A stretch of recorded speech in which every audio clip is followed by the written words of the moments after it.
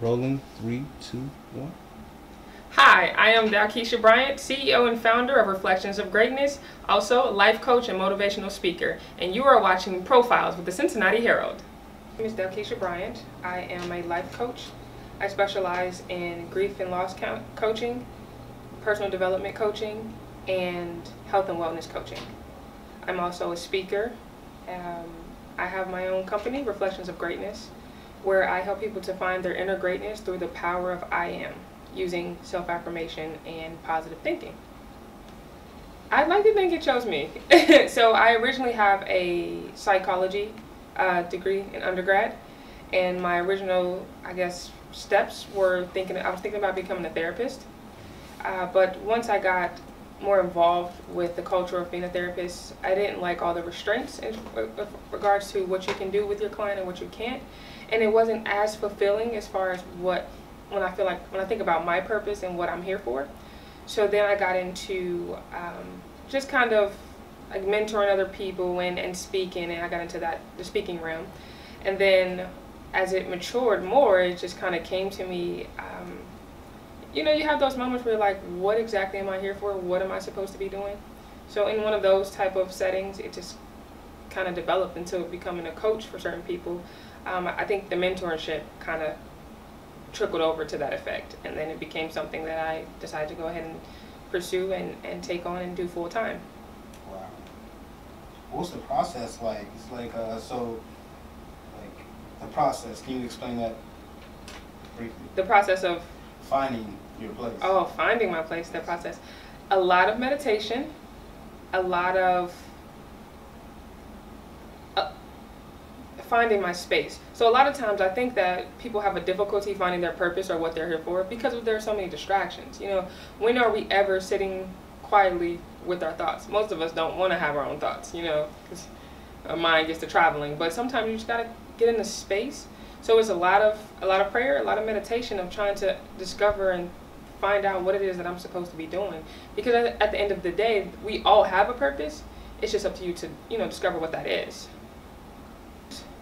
So I once heard something from Steve Harvey that actually works with this. So he was saying that your gift or your talent is something that you do well with practice. You can do it really well. So some people can play basketball, they can sing, things like that. Your gift is something that you do well with no practice at all. It naturally just comes to you. So when you start to think about what's something that you can do, that you know you can do, and it just comes naturally, you don't really have to try at it. Coaching and talking to people and motivating others and helping them to find their greatness, that's something that came naturally to me. So I'd like to think that I was actually a coach well before I actually was able to put a title on it.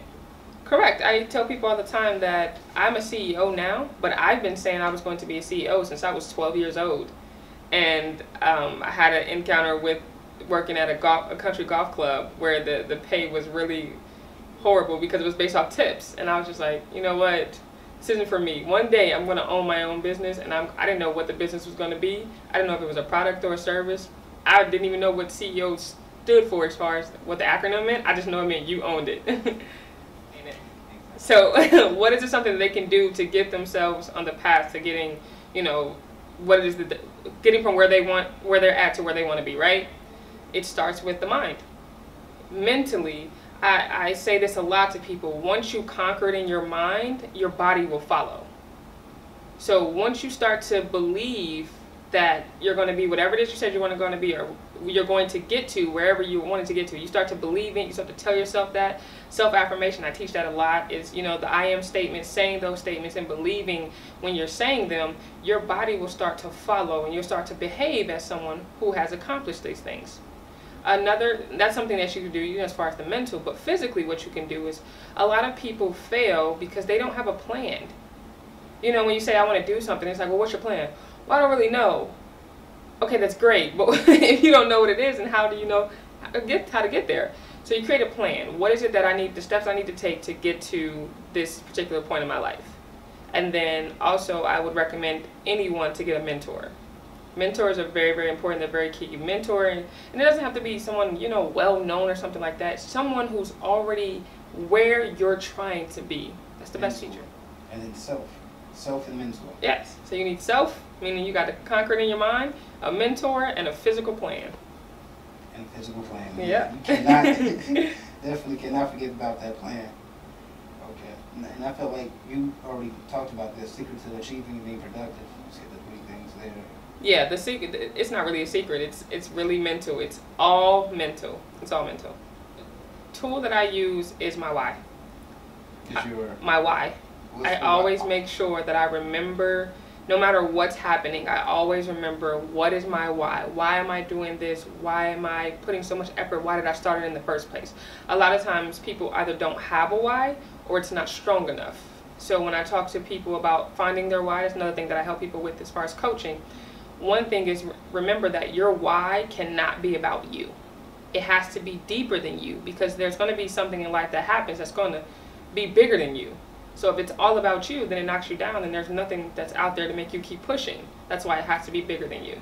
But this, understanding what my why is and keeping that into perspective is what keeps me going. That and self-affirmation. I don't just teach it. I do it myself. I'm literally in the mirror and I'm saying those statements to myself, and I'm, or I'm in the car and I'm saying those statements to myself, because it really makes a difference.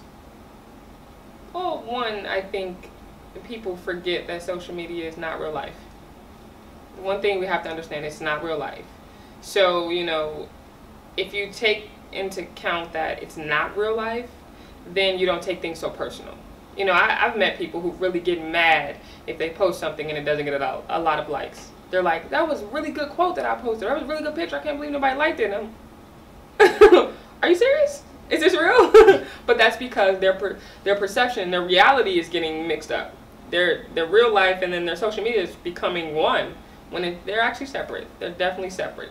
Can it be a distraction? Yes, it can be. But just like anything else, TV can be a distraction. There are a lot of different things that can be a distraction. So it starts with you.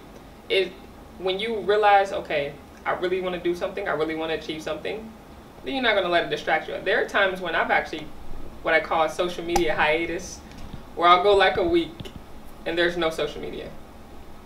Just a week. I can't do it too long because a lot of clients and stuff contact me on social media, but I'll go a week. I'll just pick a random week and I'm like, no social media for this whole week. You'd be amazed at what you can get done when you take out social media. And I don't mean just log out. I mean take the apps completely off your phone. See, for a lot of people it's like, take the apps off. Yeah, it can be hard, but you take the apps off. Well, there's a quote that I often say. It's that you're not a product of your environment, you're a product of your thoughts. So when you understand that, yes, things may not be great.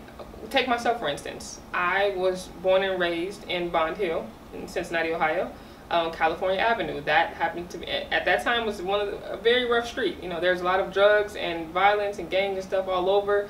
I could have easily succumbed to those circumstances and that environment. But for me, I was physically in that environment, but mentally, I was across the world. I traveled all the time in my mind. I thought of all the different things that I would do when I got older.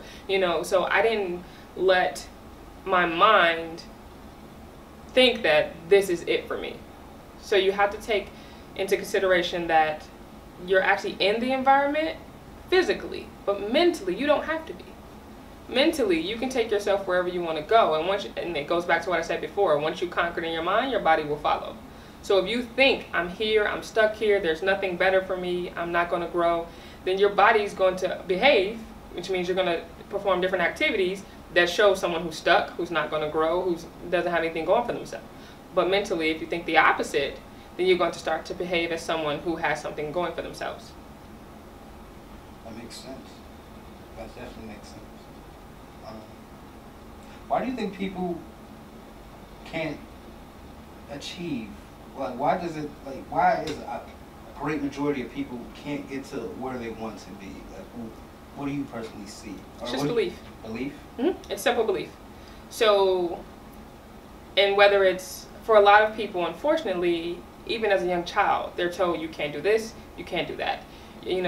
This is impossible, or, the famous, we don't do things like that. You always get those type of, people say those things, and when you hear something over and over again, you start to believe it. So and also on top of that, if I hear something over and over again, so let's take myself for instance. It was like, we don't own companies. No one has a company. You know, you're doing too much. You're being extra. Why do you want to have all these different dreams and everything? Then, mentally, you don't have to be there. You don't have to succumb to that lifestyle. You know, there are a lot of things that I encounter as a young child. I mean, at 15, I was helping a friend trying to console another friend who was 15 at the time. She had lost her child. She had a child. Oh, she was 16, I'm sorry, but she had a child, and she had lost him. He was killed, him and his father were killed in a drive-by. I also consulted another friend who was 2 years older than me. His mother was found dead in the alley. These are the type of things that I had to deal with. But I always knew that no matter what was happening around me, this was not the end for me. My life would not end in this neighborhood on this same street. So you have to have that drive that is internal. You have to have that internal drive that says, I am going to be something. I'm going to make it. I'm going to be greater than where I'm at right now. And no one can want it for you. That's another thing I've learned being a mentor and coach. No one can want it back more than you do. If they do, it won't happen. For me, in a nutshell, I help guide people from where they are to where they want to be. It's really that simple. That's what I do. I show them different ways of getting there. I show them how to change their mindset. That's my biggest thing that I advocate for when I'm working, when I'm talking to clients. My biggest thing is, my job is to help you change your mindset. Because once I get you to shift your mind from the way that you think now to a more positive thinking, to a more confident thinking, a more self-worth type of thinking for yourself, once I can get you there, then we can get some great change out of you. My goal is to help people to understand that take everything off the table and only leave greatness. So for me, when people say, well, you don't have to try so hard, you don't have to do this, I do, because I don't have any other options on the table. It's greatness or die. That's it. I would say, for me, my personal motto is understanding that I am the table. I say this a lot in a lot of my when I'm speaking, a lot of my speaking engagements. So for many people, when you're asked the question, what do you bring to the table? You know, you think, well, I bring this and I do that. For me, my response is, I am the table. Now let me tell you how I can help you. So when I have that mindset that I'm the table, it doesn't matter who brings chairs, it doesn't matter who brings placemats, whatever. You can't have anything without the actual table. So in my mind, that's how important I am. So that's how I operate. But yes, stop being the chairs and the accessories and start being the table. Take that with you everywhere you go. I am the table. Gotcha. Mainly what I just want people to understand is that it's really mental. It's your mind, it's how, it sounds weird, but think about your thoughts. How many negative thoughts do you have throughout the day? How many times have you talked yourself out of something? If you think about that, every time you have a challenge, I always say that I challenge people. Every time you have a negative thought, I challenge you to think of a positive one right back. So if it's like, oh, this is too hard, I can't really do this. Okay, this is difficult. How can I get past this so that I can do it? You know what I mean? Just something that simple is shifting the way that you think and the way that you talk to yourself. Because a lot of times the negative things don't come from outside influences, they come from internal. That's what I mean by talking yourself out of things. How many great things have you probably talked yourself out of? So watch how you talk to yourself, and whenever you have a negative thought, try to change it with a positive thought.